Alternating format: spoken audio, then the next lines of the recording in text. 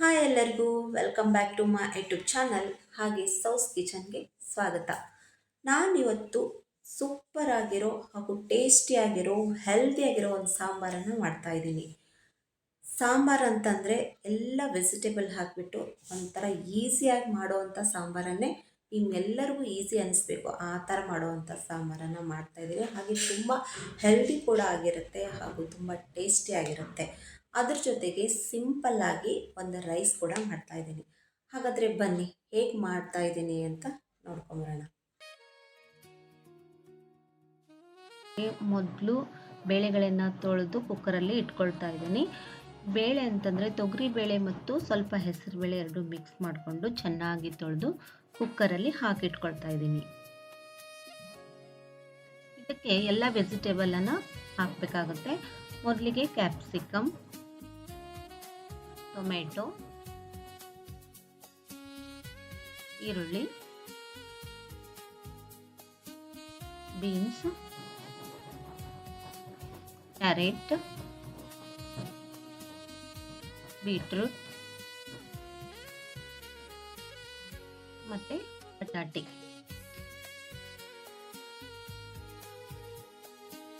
ಎಲ್ಲ ವೆಜಿಟೇಬಲ್ನ ಹಾಕಿಬಿಟ್ಟು ನೀರನ್ನು ಹಾಕಿ ಇದಕ್ಕೆ ಒಂದು ಸ್ವಲ್ಪ ಅರಿಶಿನ ಪುಡಿಯನ್ನು ಆ್ಯಡ್ ಮಾಡ್ಕೊಳ್ತಾ ಇದ್ದೀನಿ.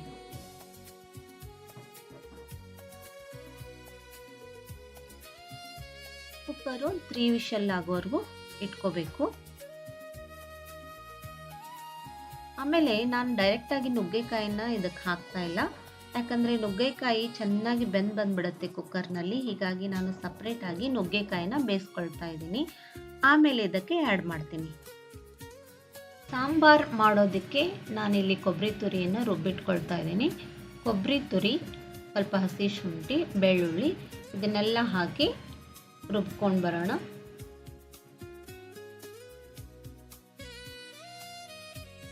ಆಮೇಲೆ ಈಗ ಕುಕ್ಕರಲ್ಲಿ ಚೆನ್ನಾಗಿ ಬೇಳೆ ಮತ್ತು ಎಲ್ಲ ತರಕಾರಿ ಬೆಂದಿದೆ. ಅದನ್ನು ಒಂದು ಪಾತ್ರೆಯಲ್ಲೇ ಹಾಕಿಟ್ಟು ಅದಕ್ಕೆ ಬೇಯಿಸ್ಕೊಂಡಿರೋಂಥ ನುಗ್ಗೆಕಾಯಿನ ಇವಾಗ ಹಾಕ್ತಾ ಇದ್ದೀನಿ. ಇದಕ್ಕೆ ಸ್ವಲ್ಪ ಹುಣಸೆ ಹಣ್ಣಿನ ರಸವನ್ನು ಹಾಕಬೇಕು. ಆಮೇಲೆ ರುಬ್ಬಿಟ್ಟಿಟ್ಕೊಂಡಿರುವಂಥ ಕೊಬ್ಬರಿ ತುರಿ,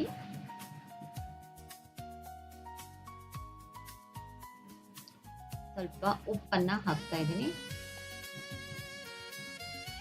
ಸ್ವಲ್ಪ ಖಾರ ಹಾಕ್ತಿದ್ದೀನಿ. ಆಮೇಲೆ ಒಗ್ಗರಣೆಯಲ್ಲಿ ಇನ್ನೊಂದು ಸ್ವಲ್ಪ ಖಾರವನ್ನು ಹಾಕಬೇಕು. ಆದ್ದರಿಂದ ಈಗ ಸ್ವಲ್ಪ ಖಾರನ ಅಷ್ಟೇ ಹಾಕ್ತಾ ಇದ್ದೀನಿ. ಸ್ವಲ್ಪ ಬೆಲ್ಲವನ್ನು ಹಾಕ್ಕೊಳ್ಳೋಣ. ಆಮೇಲೆ ಸಾಂಬಾರ್ ಮಸಾಲವನ್ನು ಹಾಕ್ಕೊಳ್ತಾ ಇದ್ದೀನಿ. MTR ಸಾಂಬಾರ್ ಮಸಾಲವನ್ನು ಹಾಕ್ಕೊಳ್ತಾ ಇದ್ದೀನಿ.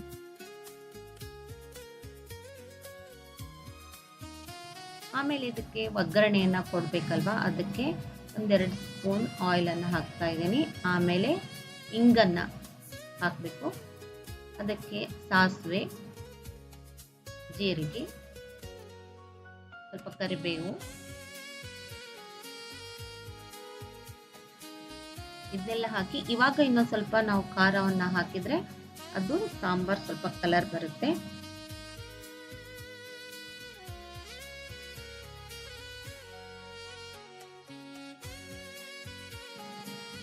ಈಗ ಮಾಡಿಟ್ಕೊಂಡಿರುವಂಥ ಸಾಂಬಾರಕ್ಕೆ ನಾವು ಇದನ್ನು ಸೇರಿಸ್ಕೊಳ್ಳೋಣ, ಒಗ್ಗರಣೆಯನ್ನು ಹಾಕ್ಕೊಳ್ಳೋಣ.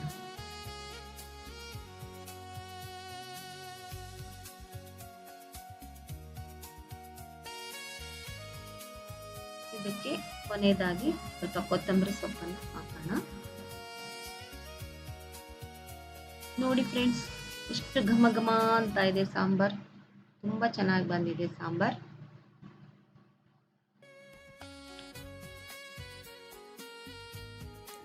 ಇವಾಗ ಸಾಂಬಾರ್ ಜೊತೆ ಸಿಂಪಲ್ ಆಗಿರೋ ಒಂದು ರೈಸನ್ನು ಮಾಡ್ತಾ ಇದ್ದೀನಿ. ರೈಸ್ ಮಾಡೋದಕ್ಕೆ 1 ಸ್ಪೂನು ತುಪ್ಪವನ್ನು ಹಾಕ್ತಾ ಇದ್ದೀನಿ.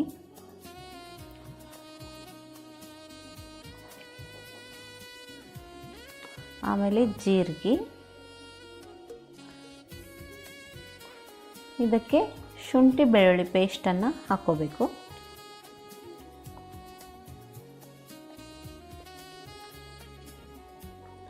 ತುಂಬ ಈಸಿ ಆದಂಥ ರೆಸಿಪಿ ಇದು. ನಾವು ಮೊದಲೇ ರೈಸನ್ನು ಮಾಡಿಟ್ಕೊಂಡು ಇಷ್ಟಕ್ಕೆ ಆಮೇಲೆ ರೈಸನ್ನೆಲ್ಲ ಇದರಲ್ಲಿ ಹಾಕಿ ಕಲಿಸ್ಬಿಟ್ರೆ ಅದೊಂಥರ ತುಂಬ ಚೆನ್ನಾಗಿ ಟೇಸ್ಟ್ ಆಗುತ್ತೆ. ಸ್ವಲ್ಪ ಕೊತ್ತಂಬರಿ ಸೊಪ್ಪನ್ನು ಹಾಕಿ ಎಲ್ಲ ಮಿಕ್ಸ್ ಮಾಡಿದ್ರೆ ತುಂಬ ಚೆನ್ನಾಗಿರುತ್ತೆ.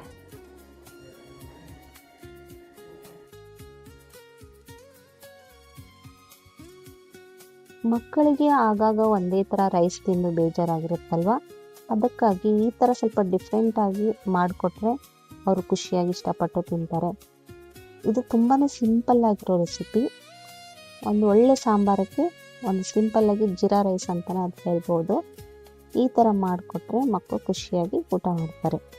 ಸೊ ಇವತ್ತಿನ ರೆಸಿಪಿ ಹೇಗಿತ್ತು ಅಂತ ತಿಳಿಸಿ, ಹಾಗೂ ಇಷ್ಟ ಆದರೆ ಲೈಕ್ ಕೊಡಿ. ಓಕೆ, ಮತ್ತೆ ಸಿಗ್ತೀನಿ ಮುಂದಿನ ವಿಡಿಯೋದಲ್ಲಿ. ಬಾಯ್ ಬಾಯ್.